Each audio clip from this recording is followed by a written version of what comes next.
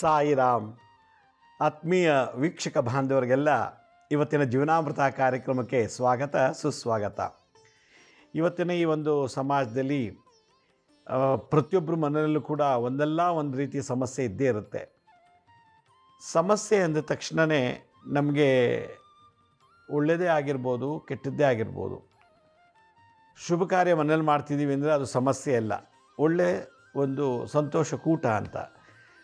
ಇಂಟರ್ನಲ್ಲಿ ಪಾಸಾಗಿ ಕೆಲಸ ಸಿಕ್ತು ಅಂತ ಅದು ದೊಡ್ಡ ಸಮಸ್ಯೆ ಇಲ್ಲ, ಅದೊಂದು ಖುಷಿ ಪಡೋವಂಥದ್ದು.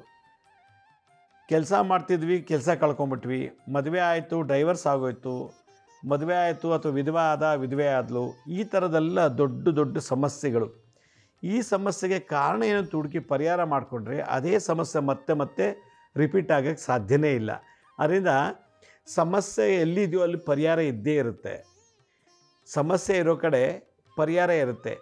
ಎಲ್ಲಿ ಸಮಸ್ಯೆ ಇಲ್ವೋ ಅಲ್ಲಿ ನಾವಿಲ್ಲ ಅಂತ ಅರ್ಥ. ಮನುಷ್ಯ ಅಂದಮೇಲೆ ಒಳ್ಳೆಯದು ಇರುತ್ತೆ, ಕೆಟ್ಟದ್ದು ಇರುತ್ತೆ. ಮನುಷ್ಯನಾಗ ಉಡಲಿಲ್ಲ ಅಂದರೆ ಸಮಸ್ಯೆನೇ ಇರೋದಿಲ್ಲ. ಹೀಗಾಗಿ ಈ ಒಂದು ಕಾರ್ಯಕ್ರಮದಲ್ಲಿ ಸಮಸ್ಯೆಗಳಿಗೆ ಭಾಳಷ್ಟು ಪ್ರಯತ್ನ ಕಾನ್ಸಂಟ್ರೇಷನ್ ಮಾಡಿ ಅದಕ್ಕೆ ನಮ್ಮದೇ ಆದಂಥ ರೀತಿಯಲ್ಲಿ ಪರಿಹಾರ ತಿಳಿಸೋವಂಥ ಒಂದು ಕಾರ್ಯಕ್ರಮವನ್ನು ಇವತ್ತು ಮಾಡ್ತಾಯಿದ್ದೀವಿ. ಇವತ್ತು ಜಗತ್ತಿನಲ್ಲಿ ಒಬ್ಬ ಮನುಷ್ಯ ಸುಖವಾಗಿರಬೇಕು ಅಂತಂದರೆ ಆಸ್ತಿ ಇಲ್ಲದೆ ಇರ್ಬೋದು, ಸರಿಯಾಗಿ ಊಟಕ್ಕೂ ತೊಂದರೆ ಇರ್ಬೋದು, ಒಂದೊತ್ತು ಊಟ ಮಾಡ್ಬೋದು, ಅವನು ಮೂರೊತ್ತು ಊಟ ಇಲ್ವ, ಒಂದೆರಡು ಬಟ್ಟೆ ಇಟ್ಕೊಂಡಿರ್ಬೋದು, ಹೆಚ್ಚಿಗೆ ಬಟ್ಟೆನೆಲ್ಲ ಹಾಕ್ಕೊಳ್ಳಿಕ್ಕೆ. ಆದರೂ ಅವನಲ್ಲಿ ಕೆಲವು ಸುಖ ಇರ್ತದೆ.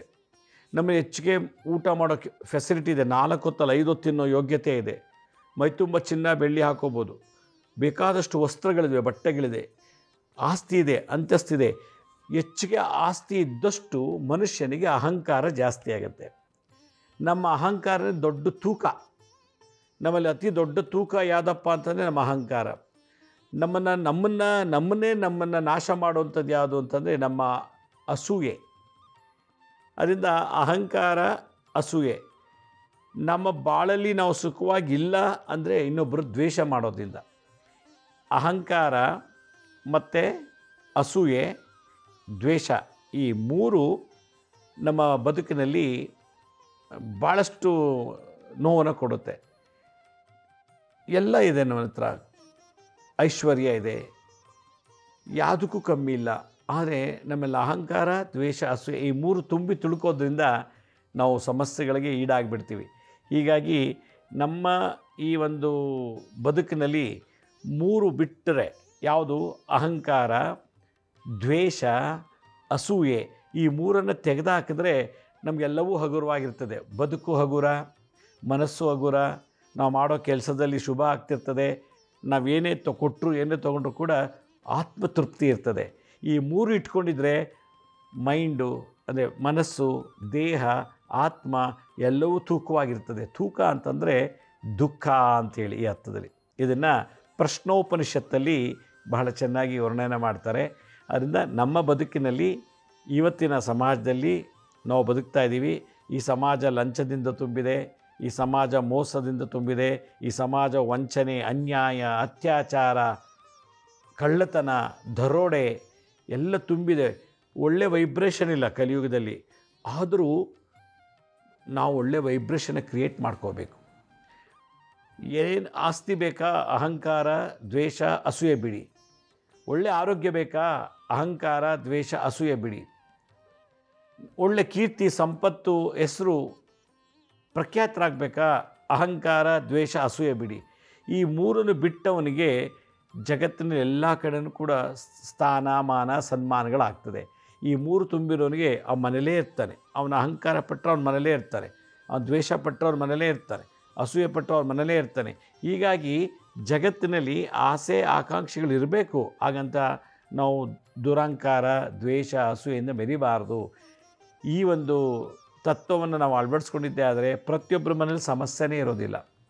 ಎಲ್ಲವೂ ಕೂಡ ಏನು ಸುಖ, ಆನಂದ, ಸಂತೋಷನೇ ಇರ್ತದೆ. ಹೀಗಾಗಿ ಇವತ್ತಿನ ಸಮಾಜದಲ್ಲಿ ಎಷ್ಟೇ ಕೋಟಿ ಐಶ್ವರ್ಯ ಇದ್ದರೂ, ಎಷ್ಟೇ ರೂಪ ಇದ್ದರೂ, ಅಹಂಕಾರ, ದ್ವೇಷ, ಅಸೂಯೆ ಬಿಟ್ಟಿಲ್ಲ ಅಂದರೆ ಆ ಶ್ರೀಮಂತಿಕೆಗೆ ಬೆಲೆ ಇಲ್ಲ, ಆ ರೂಪಕ್ಕೆ ಬೆಲೆ ಇಲ್ಲ, ಮತ್ತು ನಾವು ಮಾಡುವಂಥ ಕೆಲಸದಲ್ಲಿ ಬೆಲೆ ಬರೋದಿಲ್ಲ. ಇವತ್ತಿನ ಈ ಒಂದು ತತ್ವ ಯಾತಕ್ಕೆ ಹೇಳ್ತಾ ಇದ್ದೀನಿ ಅಂತಂದರೆ, ಸಮಸ್ಯೆಗಳು ಸಾವಿರಾರಿದೆ. ಕಾರಣ ಆ ಸಮಸ್ಯೆ ಅಹಂಕಾರದಿಂದ ಬಂತ, ಆ ಸಮಸ್ಯೆ ದ್ವೇಷದಿಂದ ಸೃಷ್ಟಿಯಾಯಿತಾ, ಆ ಸಮಸ್ಯೆ ಅಸೂಯೆಯಿಂದ ಸೃಷ್ಟಿಯಾಯಿತಾ, ಈ ರೀತಿ ನಾವು ಚಿಂತನೆ ಮಾಡಬೇಕು. ಇದರಿಂದ ಕಲಿಯುಗದಲ್ಲಿ ಭಾಳ ವಿಶೇಷ ಏನಪ್ಪ ಅಂತಂದರೆ, ದೇವ್ರು ನೋಡೋಕ್ಕಾಗಲ್ಲ, ಅಥವಾ ಅವನ ಜೊತೆ ಕೂತು ಮಾತುಕತೆ ಆಡೋಕ್ಕಾಗೋದಿಲ್ಲ. ಯಾವಾಗ ನಾವು ಜನರಿಗೆ ಒಳ್ಳೇದು ಮಾಡ್ತೀನಿ ಅಂತ ಹೊರಟಾಗ ಭಗವಂತನ ಆ ಒಂದು ಹವಾ, ಫೀಲಿಂಗ್ಸ್, ಅದೊಂದು ಸ್ಮೆಲ್ಲು, ಆ ವಾಸನೆ, ಅವನ ಒಂದು ಲೀಲೆ, ಪವಾಡನ ನಾವು ಅನುಭವಿಸ್ಬೋದು. ಇದನ್ನು ಅನುಭವಿಸೋಕ್ಕೆ ನಾವು ಪ್ರತಿನಿತ್ಯ ಪ್ರಯತ್ನ ಪಡಬೇಕು. ಆ ಒಂದು ಸ್ಥಿತಿ ಏನು, ನಾವು ಒಬ್ಬರಿಗೆ ಒಳ್ಳೇದು ಮಾಡಬೇಕು. ಓ, ಲಕ್ಷ್ಮೀ ಶ್ರೀನಿವಾಸ್ ಕಾರ್ ತೊಗೊಂಡ, ನಾನು ಕಾರ್ ತೊಗೊಂಡು ಅವ್ನು ದಿನಾ ಸಂಕಟ ಪಡ್ತಾನೆ, ದ್ವೇಷ ಮಾಡ್ತಾನೆ, ಹೊಟ್ಟೆ ಕಿಚ್ಚು. ನಾನೇನೋ ಮನೆ ಕಟ್ಸ್ಬಿಟ್ರೆ, ಓ ಲಕ್ಷ್ಮೀ ಶ್ರೀನಿವಾಸ್ ಮನೆ ಕಟ್ಸ್ಬಿಟ್ನಲ್ಲ ಅಂಥೇಳಿ ದಿನಾ ಹೊಟ್ಟೆ ಕಿಚ್ಚು, ದ್ವೇಷ. ಏನಾದ್ರು ಮಾಡಿ ಡ್ಯಾಮೇಜ್ ಮಾಡಬೇಕು, ಅವನು ಏನಾದ್ರು ಮಾಡಿ ಮನೆ ಕಳ್ಕೋಬೇಕು, ಮಾರಾಟ ಮಾಡ್ಕೋಬೇಕು, ಇಲ್ಲ ಮನೆ ಬಿಟ್ಟು ಹೊಟ್ಟೋಗ್ಬೇಕು. ಈ ಥರ ತಂತ್ರ ಕುತಂತ್ರಗಳನ್ನು ನಾವು ಮಾಡಿದಾಗ ನಾವೆಲ್ಲಿ ಏಳಿಗೆ ಆಗ್ತೀವಿ? ನನಗೆ ಯೋಗ ಇತ್ತು, ಮನೆ ತೊಗೊಂಡೆ. ನನಗೆ ಯೋಗ ಇತ್ತು, ಓಜವದ ಪುಣ್ಯ ಏನೋ ಮಾಡಿದ್ದೆ, ಮನೆ ಕಟ್ಟೋ ಪುಣ್ಯ, ಮನೆ ತೊಗೊಂಡಿದ್ದೀನಿ. ಓಜವ್ ಯಾವುದೋ ಒಂದು ಪುಣ್ಯದ ಕೆಲಸ ಮಾಡಿದ್ದೆ, ಆ ಪುಣ್ಯಕ್ಕೆ ಕಾರ್ ಕೊಟ್ಟಿದ್ದಾನೆ ಈ ಜನ್ಮದಲ್ಲಿ ಭಗವಂತ. ಓದ್ ಜನ್ಮದಲ್ಲಿ ನನಗೆ ಭಾಳಷ್ಟು ಏನೋ ಒಳ್ಳೇದು ಮಾಡಿದ್ದೆ, ಅದಕ್ಕೆ ಇವತ್ತು ನನಗೆ ಕೋಟ್ಯಾಂತರ ರೂಪಾಯಿ ಆಸ್ತಿ, ಒಡವೆ, ವಜ್ರ, ವೈಡೂರ್ಯ ಎಲ್ಲ ಕೊಟ್ಟಿದ್ದಾನೆ. ಕಾರಣ ಆ ಒಂದು ಪುಣ್ಯದ ಫಲ. ಇದನ್ನು ಅರಿತವನಿಗೆ ಆತ್ಮ ಸಾಕ್ಷಾತ್ಕಾರ ಆಗುತ್ತೆ. ಎಲ್ಲರೂ ನಾವು ಉಪದೇಶ ಮಾಡ್ತೀವಿ ಕೂತ್ಕೊಂಡು, ನೀವು ಹಿಂಗೆ ಮಾಡಿ ಹಂಗೆ ಮಾಡಿ, ಬಟ್ ಕಾರ್ಯರೂಪಕ್ಕೆ ತರೋದಿಲ್ಲ ಜಗತ್ತಿನಲ್ಲಿ. ಇವತ್ತು ಎಲ್ಲರೂ ಇದ್ದಾರೆ, ಒಳ್ಳೆ ಲೀಡರ್ ಇಲ್ಲ, ಒಳ್ಳೆ ನಾಯಕರಿಲ್ಲ, ಒಳ್ಳೆ ಆಧ್ಯಾತ್ಮಿಕವನ್ನು ಪ್ರಚಾರ ಮಾಡುವಂಥ ವ್ಯಕ್ತಿಗಳು ಕಮ್ಮಿ ಆಗ್ತವೆ. ಯಾಕೆಂದರೆ ಅಧರ್ಮ ಜಾಸ್ತಿ ಆಗ್ತಾಯಿದೆ. ಇವತ್ತಿನ ಈ ಒಂದು ಬದುಕಿನಲ್ಲಿ ನಾನೊಂದು ವಿಶೇಷವಾದಂಥ ಮಾಹಿತಿನ ನಿಮ್ಗೆ ತಿಳಿಸ್ಕೊಡ್ತೀನಿ. ಯಾರ ಮನೆಯಲ್ಲಿ ಮಸ್ತು ಮಜಾ ಮೋಜಗಳು ನಡೀತದೋ, ತಂದೆನೂ ಕುಡಿತಾನೆ, ಸ್ಮೋಕ್ ಮಾಡ್ತಾನೆ, ಅವ್ರ ಮಕ್ಕಳು ಕೂಡ ಸ್ಮೋಕು, ಡ್ರಿಂಕ್ಸ್ ಮಾಡೋದು, ವಿಪರೀತ ಮೋಸದಿಂದ ಸಂಪಾದನೆ ಮಾಡಿ ಮನೆಗೆ ತಂದು ದುಡ್ಡಿಡೋದು, ಸುಳ್ಳು ಹೇಳಿ ಸಂಪಾದನೆ ಮಾಡಿ ತಂದು ದುಡ್ಡಿಡೋದು, ಅವ್ರಿವ್ರಿಗೂ ಗಲಾಟೆ ಮಾಡಿಸಿ ಅವರನ್ನು ಬೇರೆ ಮಾಡಿ ಇವರನ್ನು ಬೇರೆ ಮಾಡಿ ಆ ಸುಖವನ್ನು ಅನುಭವಿಸುವಂಥ ವ್ಯಕ್ತಿತ್ವದ ವೈಬ್ರೇಷನ್ ಆ ವಾಸ್ತುವಿನಲ್ಲಿತ್ತು ಅಂತಂದರೆ, ಅವರ ಮುಂದೆ ಇರೋ ಜನ್ರೇಷನವ್ರಿಗೆ ಒಂದು ದೊಡ್ಡ ಶಾಪವಾಗಿ ಕನ್ವರ್ಟ್ ಆಗುತ್ತೆ. ಏನಂದರೆ, ಉದಾಹರಣೆಗೆ ನಾನು ಎಲ್ರಿಗೂ ಮೋಸ ಮಾಡಿ ದುಡ್ಡು ತೊಗೊಂಬಂದು ಇಡ್ತೀನಿ. ಇವರು ಚೆನ್ನಾಗಿ ಬದುಕಿರ್ತಾರೆ. ಇವರು ಈಗ ಉದಾಹರಣೆ ಗಂಡ ಹೆಂಡ್ತಿ, ನಾನು ಹೋಗಿ ಚಾಡಿ ಹೇಳಿ ಗಂಡ ಹೆಂಡ್ತಿ ಬೇರೆ ಮಾಡ್ತೀನಿ. ಅಣ್ಣ ತಮ್ಮಂದಿರು ಚೆನ್ನಾಗಿರ್ತಾರೆ, ನಾನು ಹೋಗಿ ಚಾಡಿ ಹೇಳಿ ಅವರಿಬ್ಬರು ಬೇರೆ ಮಾಡಿಬಿಡ್ತೀನಿ. ಅಕ್ಕ ತಂಗಿರು ಚೆನ್ನಾಗಿರ್ತಾರೆ, ನಾನು ಚಾಡಿ ಹೇಳಿ ಅವ್ರಿಗೆ ಬೇರೆ ಮಾಡಿಬಿಡ್ತೀನಿ. ಹೀಗೆ ನನ್ನ ಒಂದು ಸುಖಕ್ಕೋಸ್ಕರ, ನನ್ನಲ್ಲಿರೋ ದ್ವೇಷಕ್ಕೋಸ್ಕರ ನಾನೇನು ಮಾಡ್ತೀನಿ, ಅವ್ರವ್ರನ್ನ ಬೇರೆ ಮಾಡಿಬಿಡ್ತೀನಿ. ಇಷ್ಟು ಬೇರೆ ಮಾಡಿಬಿಟ್ಟು ನನಗೇನು ಯಾರು ಕಿರೀಟ ಕೊಡಲ್ಲ, ಇಲ್ಲ ಸನ್ಮಾನ ಮಾಡಲ್ಲ. ಆ ಶಾಪ ಏನಾಗುತ್ತೆ, ನನ್ನ ಅಕೌಂಟಲ್ಲೇ ಇರ್ತದೆ. ಆ ಶಾಪ ನನ್ನ ಅಕೌಂಟಲ್ಲೇ ಇರ್ತದೆ. ಬೇರೆ ಮಾಡಿ ಸಪ್ರೇಟ್ ಮಾಡಿರೋ ದೋಷ ನನ್ನ ಅಕೌಂಟಿಗೆ ಬಂತು. ಒಂದು. ಎರಡನೇದು, ನಾನೇನಾದರೂ ಬೇರೆಯವ್ರ ಬದುಕಿನಲ್ಲಿ ಮೋಸ ಮಾಡಿ ದುಡ್ಡು ತೊಗೊಂಬಂದಿದ್ರೆ, ಸುಳ್ಳು ಹೇಳಿ ದುಡ್ಡು ತೊಗೊಂಡು ಅಥವಾ ಆಸ್ತಿನ ಮೋಸ ಮಾಡಿದರೆ, ಈ ಕರ್ಮನು ಕೂಡ ನನ್ನ ಅಕೌಂಟಲ್ಲಿ ಬರುತ್ತೆ. ನಾನು ಇರೋವರೆಗೂ ಚೆನ್ನಾಗಿತ್ತು. ನನಗೆ ವಯಸ್ಸಾಗ್ತಿದ್ದಾಗೆ ಅಕಸ್ಮಾತ್ ನಾನು ಹುಷಾರು ತಪ್ಪಿ ಮಂಚದ ಮೇಲೆ ಮಲ್ಕೊಂಬಿಟ್ಟಾಗ ಒಂದೊಂದಾಗಿ ಇದು ಹೊರಗೆ ಬರ್ತದೆ. ಮೋಸ ಮಾಡಿದ್ದು, ಸುಳ್ಳು ಹೇಳಿ ಸಂಪಾದನೆ ಮಾಡಿದ್ದು, ಚಾಡಿ ಹೇಳಿ ಕುಟುಂಬನೇ ಬೇರೆ ಮಾಡಿದ್ದು, ಇದೆಲ್ಲ ನಿಧಾನಕ್ಕೆ ನನ್ನ ಅಕೌಂಟಿಗೆ ಬರುತ್ತೆ. ಯಾವಾಗ ನನ್ನದಲ್ಲಿ ಶಕ್ತಿ ಕಮ್ಮಿ ಆಯಿತು, ಪಾಪ ಜಾಸ್ತಿ ಹೊರಗೆ ಬಂದುಬಿಡುತ್ತೆ. ಇದು ನಾನು ಮಾಡಿದೆ, ನನ್ನ ಕಣ್ಣು ಮುಂದೆ ಮಕ್ಳಿಗೂ ಹೊಟ್ಟೋಗ್ಬಿಡುತ್ತದು. ಈಗ ನನ್ನ ಹತ್ರ 5 ಎಕರೆ ಜಮೀನಿದೆ ಅಂತ ಇಟ್ಕೊಳ್ಳಿ. 3 ಜನ ಮಕ್ಕಳಿರ್ತಾರೆ, ಹೆಣ್ಣಾಗಲಿ ಗಂಡಾಗಲಿ. ನಾನು ಸತ್ತ ನಂತರ 5 ಎಕರೆ ಜಮೀನನ್ನು 3 ಜನನೂ ಡಿವೈಡ್ ಮಾಡ್ಕೊಂಬಿಡ್ತಾರೆ. ಅದು ಕರೆಕ್ಟಾಗಿ ಮಾಡ್ಕೋತಾರಲ್ಲ, ಕೋರ್ಟ್ಗೆ ಹೋಗಿ ಆ ಆಸ್ತಿನ ಪಾಲು ಮಾಡ್ಕೋತಾರೋ ಗೊತ್ತಿಲ್ಲ. ಒಟ್ಟಿನಲ್ಲಿ ಆಸ್ತಿ ಡಿವೈಡ್ ಆಯಿತು ಮಕ್ಕಳಿಗೆ. ನಾನೇನೇನು ಕೆಟ್ಟ ಕೆಲಸ ಮಾಡಿದ್ನೋ, ನಾನೇನು ವಂಚನೆ ಮೋಸ ಎಲ್ಲ ಮಾಡಿದ್ನೋ, ಅದನ್ನು ಯಾರು ಹಂಚ್ಕೋತಾರೆ? ಅದನ್ನು ಕೂಡ ನಾನು ಇಲ್ಲೇ ಬಿಟ್ಟು ಹೋಗಬೇಕು ಸತ್ತಾಗ. ಆಗ ನಾನು ಮಾಡಿದಂಥ ದ್ವೇಷ ಅಸೂಯೆಯಿಂದ ಮಾಡಿದಂಥ ಮೋಸ ವಂಚನೆ ಲಂಚ ಅದಲ್ಲ, ನನ್ನ ಮಕ್ಕಳು ಯಾರಿದ್ದಾರೋ 3 ಜನೋ 4 ಜನನೋ ಅವ್ರಿಗೆಲ್ಲ ಹಂಚ್ಕೊಂಡ್ಬಿಡ್ತಾರೆ. ಅವ್ರಿಗೆ ಗೊತ್ತಿಲ್ಲದಂಗೆ ಹಂಚೋಯ್ತದೆ ಈ ಕರ್ಮ. ಆಸ್ತಿ ಕಣ್ಮುಂದೆ ಹಂಚ್ಕೋತೀವಿ, ನಾವು ಡಿವೈಡ್ ಮಾಡ್ಕೋತೀವಿ. ನಮ್ಮ ಅಕೌಂಟಲ್ಲಿ ನಾನು ಬಿಟ್ಟೋದಂಥ ಕರ್ಮ ಇದೆಯಲ್ಲ, ಅದೆಲ್ಲ ಹೋಗಿ ಮಕ್ಕಳುಗಳಿಗೆ ಕನೆಕ್ಟ್ ಆಗಿಬಿಡ್ತದೆ. ಇದು ನನಗೆ ಅರಿವಿಲ್ಲದೆ ಮಾಡಿದೆ. ಗೊತ್ತೋ ಗೊತ್ತಿಲ್ಲದನೋ ಇನ್ನೊಬ್ಬರ ಮನೆ ಹಾಳು ಮಾಡಿದೆ, ಗೊತ್ತೋ ಗೊತ್ತಿಲ್ಲದನೋ ಮೋಸ ಮಾಡಿ ಸಂಪಾದನೆ ಮಾಡಿ ಕಾರು ಮನೆ ಎಲ್ಲ ತೊಗೊಂಡೆ, ಗೊತ್ತೋ ಗೊತ್ತಿಲ್ಲದನೋ ನಾನು ದರೋಡೆ ಮಾಡಿ ಅನ್ಯಾಯ ಮಾಡಿ ಏನೆಲ್ಲ ಸಂಪಾದನೆ ಮಾಡಿದೆ. ನನ್ನ ಅಜ್ಞಾನದಿಂದ ಸಂಪಾದನೆ ಮಾಡಿದ್ದೀನಿ. ಆದರೆ ನನ್ನ ಗುರುಬಲ ಇಲ್ದೋರೋದ್ರಿಂದ ಎಲ್ಲ ಕಳ್ಕೊತಾ ಹೋಗ್ತೀನಿ. ಯಾವಾಗ ನಾನು ಅನ್ಯಾಯದಲ್ಲಿ ಸಂಪಾದನೆ ಮಾಡಿದ ಶೇಷ, ಆ ಭಾಗ, ಆ ಕರ್ಮದ ಫಲ ಮಗಳು, ಮಗ, ಮೊಮ್ಮಕ್ಕಳಿಗೆಲ್ಲ ಹಂಚ್ಕೊಂಡ್ಬಿಡ್ತದೆ. ಅದು ತನಗೆ ತಾನೇ ಹಂಚ್ಕೊಂಡು ಹೊರಟೋಗ್ತದೆ. ಅದನ್ನು ಉಳಿಸ್ಕೋಬೇಕು. ನಮ್ಮ ಅಪ್ಪನ ಕಾಲದಲ್ಲಿ ಚೆನ್ನಾಗಿದ್ವಿ, ಈಗ ನಾವೆಲ್ಲ ಬಡವರಾಗಿದ್ದೀವಿ ಅಂದರೆ ಅಪ್ಪ ಚೆನ್ನಾಗಿದ್ದ ಹೇಗೆ ಮೋಸ ಮಾಡಿ ಸಂಪಾದನೆ ಮಾಡಿದ್ದ ಅಪ್ಪ, ಅದು ಮಕ್ಕಳೆಲ್ಲ ಅದರ ಋಣ ತಿಂದಿದ್ದಾರೆ. ನಾನು 5,000 ರೂಪಾಯಿ ಲಂಚ ತೊಗೊಂಬಂದೆ, ಬರ್ಬೇಕಾದ್ರೆ ಮನೆಗೆ 5,000 ರೂಪಾಯಿ ಲಂಚ ತೊಗೊಂಡೆ, ಮನೆಗೆ ಬರ್ಬೇಕಾದ್ರೆ 1-2 kg ಸ್ವೀಟ್ ತೊಗೊಂಡೆ, ಬರ್ಬೇಕಾದ್ರೆ ಯಾವುದೋ ಒಂದು ಮಕ್ಳಿಗೆ 1-2 ಬಟ್ಟೆ ತೊಗೊಂಡೆ. ಲಂಚದ ದುಡ್ಡಲ್ಲಿ ನಾನು ಸ್ವೀಟು ಬಟ್ಟೆ ತಂದೆ. ಈಗೇನಾಯಿತು, ಆ ಲಂಚದಲ್ಲಿ ತಂದಂಥ ಸ್ವೀಟು 2 kg ಎಲ್ರಿಗೂ ಹಂಚಿದ್ದೀನಿ ನಾನು. ಆ ಮಕ್ಕಳು ಬಟ್ಟೆ ಕೊಟ್ಟೆ. ಲಂಚದ ಶೇಷ ಬಟ್ಟೆ ಮುಖಾಂತರ ಮಕ್ಳಿಗೋಯ್ತು. ಆ ಲಂಚದಿಂದ ಪರ್ಚೇಸ್ ಮಾಡಿದ 2 kg ಸ್ವೀಟು ಮನೆ ಮಂದಿಯೆಲ್ಲ ತಿಂದರು. ಮನೆ ಮಂದಿಯವ್ರಿಗೆಲ್ಲೂ ಆ ಲಂಚದ ಕರ್ಮ ಸ್ವೀಟ್ ಮುಖಾಂತರ ಹೊರಟೋಯ್ತು. ಹೀಗೆ ನಾವು ಒಳ್ಳೆ ರೀತಿಯಲ್ಲಿ ಸಂಪಾದನೆ ಮಾಡಿದ ಮಾತ್ರ ನಮ್ಮ ಮಕ್ಕಳು ಮೊಮ್ಮಕ್ಕಳಿಗೆ ಚಿರಕಾಲ ಇರ್ತದೆ. ಯಾವಾಗ ನಾನು ಲಂಚ ತೊಗೊಂಬಂದು ಮಕ್ಕಳಿಗೆ ಓದಿಸ್ದೆ, ಲಂಚ ತೊಗೊಂಬಂದು ಸೈಟ್ ತೊಗೊಂಡೆ, ಲಂಚದಲ್ಲೇ ದೊಡ್ಡ ಮೋಸ ಮಾಡಿ ದರೋಡೆ ಮಾಡಿ ನಾವು ಮನೆ ಕಟ್ಟಿಸ್ದೆ, ಇದೆಲ್ಲ ಮಾಡಿದೆ, ಇರೋರ್ಗೂ ಚೆನ್ನಾಗಿತ್ತು. ನಾನು ಸತ್ ನಂತರ ಆ ಸೈಟ್ ಮೇಲೆ ಏನೋ ಒಂದು ಕೇಸು, ಇಲ್ಲ ಸೈಟೇ ಮಾರ್ಕೋತಾರೆ, ಇಲ್ಲ ಮನೆ ಮೇಲೆ ಒಂದು ಕೇಸು, ಆ ಮನೆನೂ ಮಾರ್ಕೋಬೋದು, ಏನೋ ಮಾಡ್ಬೋದು, ಇಲ್ಲ ಅದೆಲ್ಲ ಅವ್ರಿಗೆ ವಾಸ ಮಾಡಲಿಕ್ಕೆ ಆಗೋದೇ ಇಲ್ಲ ಅನಿಸುತ್ತೆ. ಅದಕ್ಕೆ ನಾವ್ಯಾರೂ 500 ವರ್ಷ ಬದುಕಲ್ಲ, 400 ವರ್ಷ, 300 ವರ್ಷ, 200 ವರ್ಷನೂ ಬದುಕಲ್ಲ. 100 ವರ್ಷ ದಾಟೋದೇ ಕಷ್ಟ ಇದೆ ಈಗ ಹೋಗ್ತಾ ಹೋಗ್ತಾ. ಅಂಥದ್ರಲ್ಲಿ ಇಷ್ಟೆಲ್ಲ ಮೋಸ ಮಾಡಿ ನಾವು ಆಸ್ತಿ ಮಾಡಿ ಇಟ್ಬಿಟ್ಟು ನಾವು ಕೂಡ ಅನುಭವಿಸ್ತಾನೆ ಮಕ್ಕಳು ಕೂಡ ಅನುಭವಿಸೋಕ್ಕಾಗಬಾರ್ದು. ಆ ರೀತಿ ಕರ್ಮದಲ್ಲಿ ಮಾಡಿದ ಆಸ್ತಿಯನ್ನು ನಾವು ಸಂಪಾದನೆ ಮಾಡಬಾರ್ದು. ಇದಕ್ಕೆಲ್ಲ ಕಾರಣ ಮನೇಲೊಬ್ಬ ಗುರು ಇಲ್ಲ, ನಮಗೆ ಒಳ್ಳೆ ಗುರು ಇಲ್ಲ ನಮ್ಮ ಜಾತಕದಲ್ಲಿ.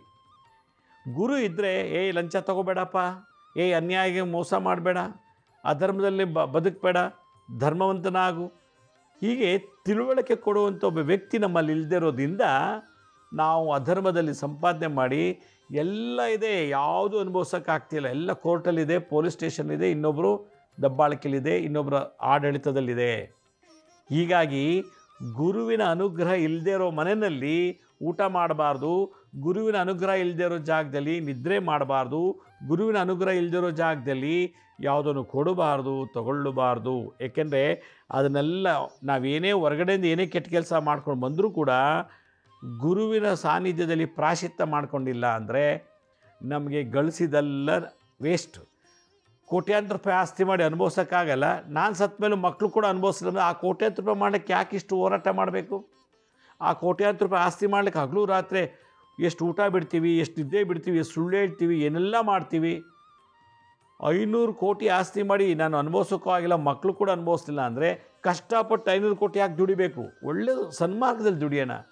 ನೋಡಿ, ಒಬ್ಬ ವ್ಯಕ್ತಿ ಕೇವಲ 1 ಎಕರೆ ಜಮೀನಿತ್ತು, ಅದನ್ನೇ ವ್ಯವಸಾಯ ಮಾಡಿ ಸ್ವಲ್ಪ ಸಾಲ ಮಾಡಿ ಚೆನ್ನಾಗಿ ಬೆಳೆ ಬೆಳೆದು ಆ ಬೆಳೆ ಬಂದಂಥ ದುಡ್ಡನ್ನ ಇನ್ಯಾವುದಲ್ಲೂ ಇನ್ವೆಸ್ಟ್ ಮಾಡಿ ಕೇವಲ 5 ವರ್ಷದಲ್ಲೇ 50 ಎಕರೆ ಜಮೀನು ತೊಗೊಂಡಿದ್ದೆ. ನೋಡಿ, 1 ಎಕರೆ ಜಮೀನು ಇದ್ದಿದ್ದು ಆಜುಬಾಜುದೆಲ್ಲ ಅವನೇ ಪರ್ಚೇಸ್ ಮಾಡ್ದ. 50 ಎಕರೆ ಒಬ್ಬಗೆ 5 ವರ್ಷದಿಂದ 1 ಎಕರೆ ಜಮೀನಿತ್ತು. ಆ 50 ಎಕರೆ ಜಮೀನು ತೊಗೊಳ್ಳಿಕ್ಕೆ ಅವನಲ್ಲಿರೋ ನಿಯತ್ತು, ಶ್ರದ್ಧೆ, ಭಕ್ತಿ ಮತ್ತು ಅವನಲ್ಲಿರೋವಂಥ ಧರ್ಮ ಪಾಲನೆ. ಆ ಪಕ್ಕದಲ್ಲಿದ್ದವರು ಇವ್ರಿಗೆ ಮಾರಿಬಿಟ್ರಲ್ಲ, ಅವರೆಲ್ಲ ಕುಡುಗೋದು, ಸ್ಮೋಕ್ ಮಾಡೋದು, ಇನ್ನೇನು ಅನ್ಯಾಯದಲ್ಲಿ ಮಾಡಿ ಎಲ್ಲ ಮಾಡಿ ಮಾಡಿ ಮಾಡಿ ಪಾಪ 1 ಎಕರೆ 20 ಎಕರೆ ಇತ್ತು. ಆ ಅವ್ರಿವ್ರಿಗೆ ಬಡ್ಡಿ ಕೊಟ್ಟಿಲ್ಲ ಅಂದರೆ ಜಮೀನು ಬರೆಸ್ಕೊಂಡು ಎಲ್ಲ ಮಾಡಿಟ್ಟಿದ್ದ.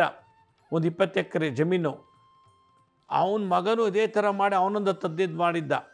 ಹೀಗೆ ಅನ್ಯಾಯದಲ್ಲಿ ಸಂಪಾದನೆ ಮಾಡಿ ಜಮೀನನ್ನು ಮಕ್ಕಳು ಮೊಮ್ಮಕ್ಕಳು ಅನುಭವಿಸೋಕ್ಕೆ ಆಗಲಿಲ್ಲ.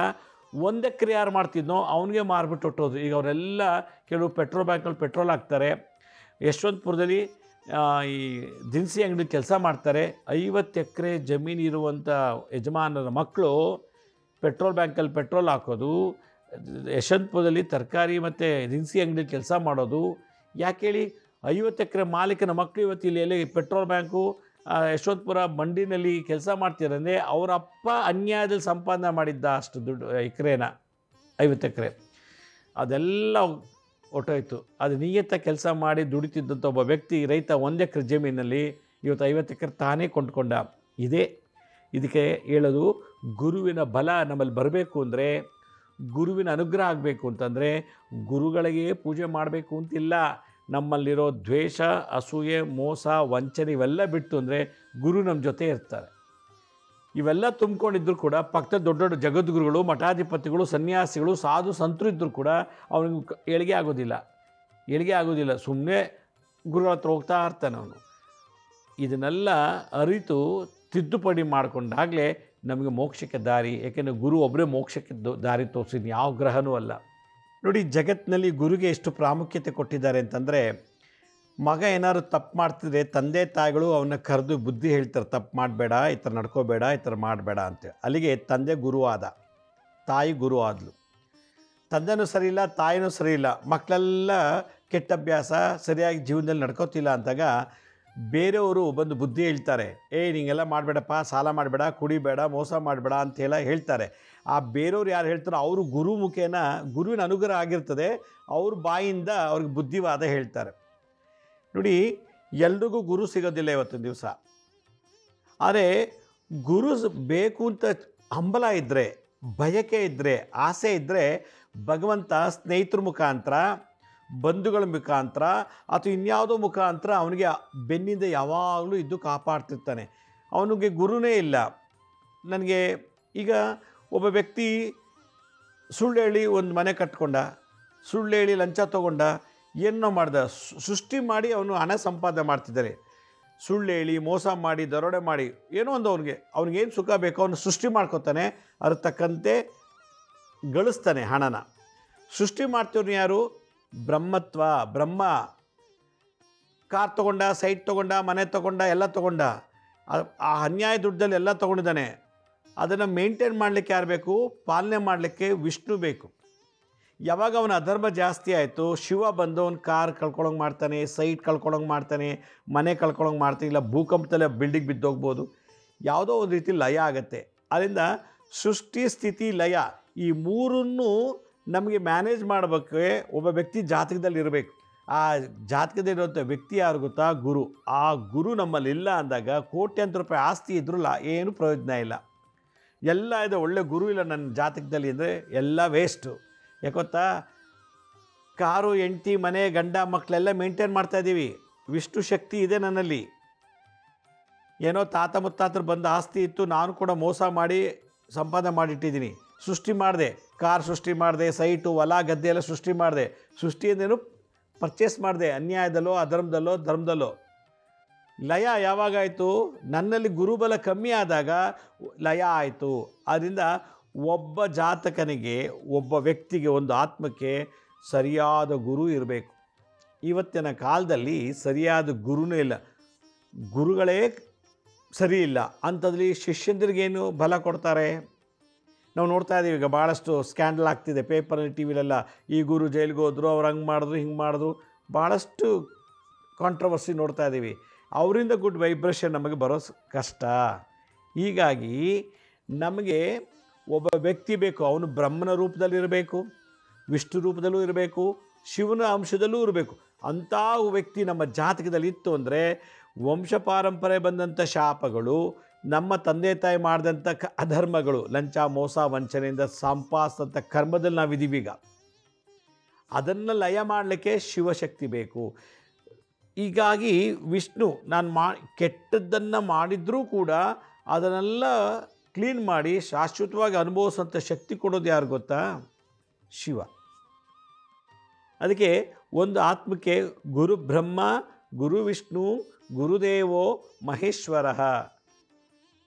ಒಂದು ಗುರು ನಮ್ಮಲ್ಲಿದ್ದಾನೆ ಅಂದರೆ ಬ್ರಹ್ಮ ವಿಷ್ಣು ಮಹೇಶ್ವರ ನಮ್ಮ ಜೊತೆಲಿದ್ದಾರೆ ಅಂತ ಅರ್ಥ. ತಪ್ಪು ಮಾಡೋಕ್ಕೆ ನಾನು ಮನಸ್ಸಲ್ಲಿ ಪ್ಲ್ಯಾನ್ ಮಾಡ್ತೀನಿ, ಇವತ್ತು ಲಕ್ಷ್ಮೀ ಶ್ರೀನಿವಾಸ್ ಮನೆಗೆ ಹೋಗಿ ಕಳ್ತನ ಮಾಡಬೇಕು ಅಂತ ಐಡಿಯಾ ಸೃಷ್ಟಿ ಆಯಿತು, ಕ್ರಿಯೇಟ್ ಆಯಿತು. ನನ್ನ ಐಡಿಯಾ ಕ್ರಿಯೇಷನಲ್ಲಿ ನಡೀತಾ ಇದೆ. ಇವತ್ತು ನಾನು ಒಬ್ಬರು ಮರ್ಡರ್ ಮಾಡಬೇಕು, ಇವರೊಬ್ಬರನ್ನ ಕೊಲೆ ಮಾಡಬೇಕು, ಇಲ್ಲೊಂದಷ್ಟು ಕದಿಬೇಕು, ಇಲ್ಲೊಂದಷ್ಟು ಮೋಸ ಮಾಡಬೇಕು ಅಂತ ಪ್ಲ್ಯಾನ್ ಮಾಡ್ತಾಯಿದ್ದೀನಿ ಅಂತಂದರೆ ಸೃಷ್ಟಿ ಮಾಡ್ತಾನೆ ಅಂದರೆ ಬ್ರಹ್ಮಶಕ್ತಿ ನನ್ನಲ್ಲಿ ಜಾಸ್ತಿ ಇದೆ ಅಂತ.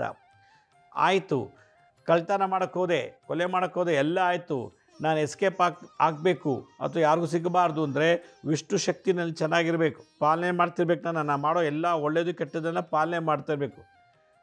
ಯಾವಾಗ ಅಧರ್ಮ ಜಾಸ್ತಿ ಆಯಿತೋ, ಮೋಸ ವಂಚನೆ ಕೊಲೆ ಅತ್ಯಾಚಾರ ಮಾಡ್ತೀನೋ, ಶಿವ ಏನು ಮಾಡ್ತಾನೆ, ಎದ್ದು ನಿಂತ್ಕೊಂಡು ಇಷ್ಟೆಲ್ಲ ಮಾಡಿದ್ಯಾ ಅಂಥೇಳಿ ಜೋರಾಗಿ ನೆರಳೋ ಅಂಥದ್ದು ದೊಡ್ಡ ಕಾಯಿಲೆ ಕೊಡ್ತಾನೆ.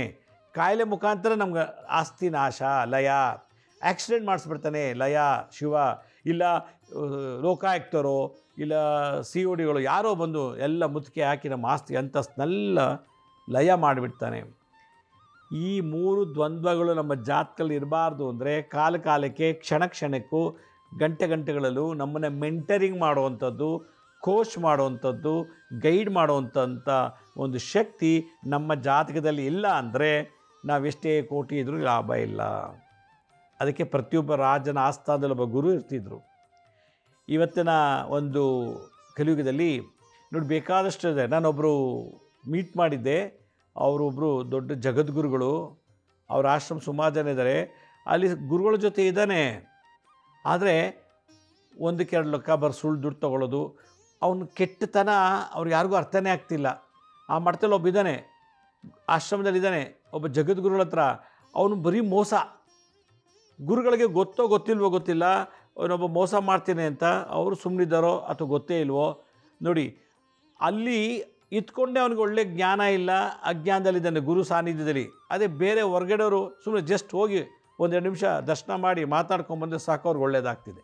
ಇದನ್ನು ಯಾತಕ್ಕೆ ಹೇಳ್ತೀನಿ ಅಂದರೆ ಕೋಟ್ಯಾಂತರ ರೂಪಾಯಿ ಆಸ್ತಿ ಇದು ಕೂಡ ಗುರುವಿನ ಬಲ ನಮ್ಮ ಜಾತಕದಲ್ಲಿ ಇಲ್ಲ, ಗುರು ಆಶೀರ್ವಾದ ಇಲ್ಲ, ಗುರು ಕೃಪಾಕಟಾಕ್ಷ ಇಲ್ಲ.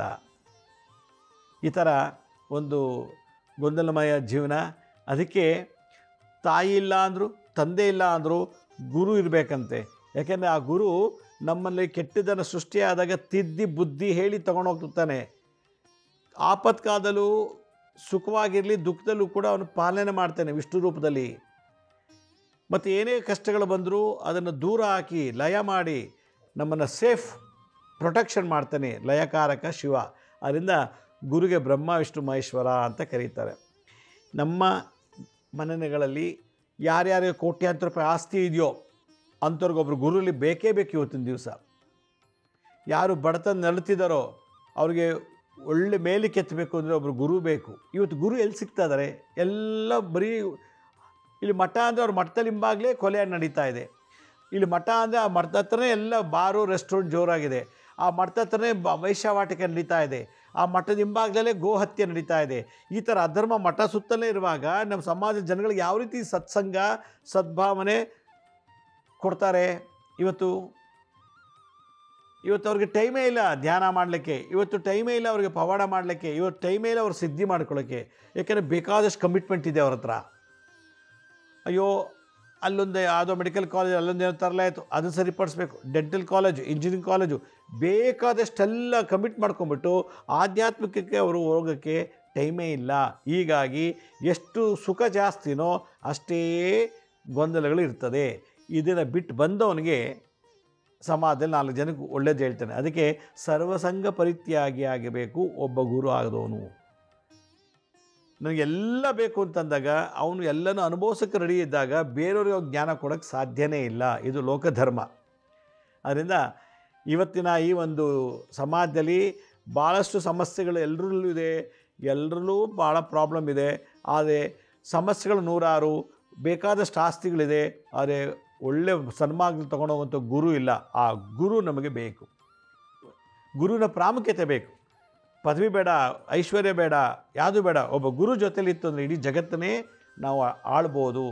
ನಮಗೆ ಜೀವ ಇರೋ ಗುರುಗಳು ಬೇಕಾದಷ್ಟಿದ್ದಾರೆ. ಒಳ್ಳೊಳ್ಳೆ ಮಠಗಳಿದೆ.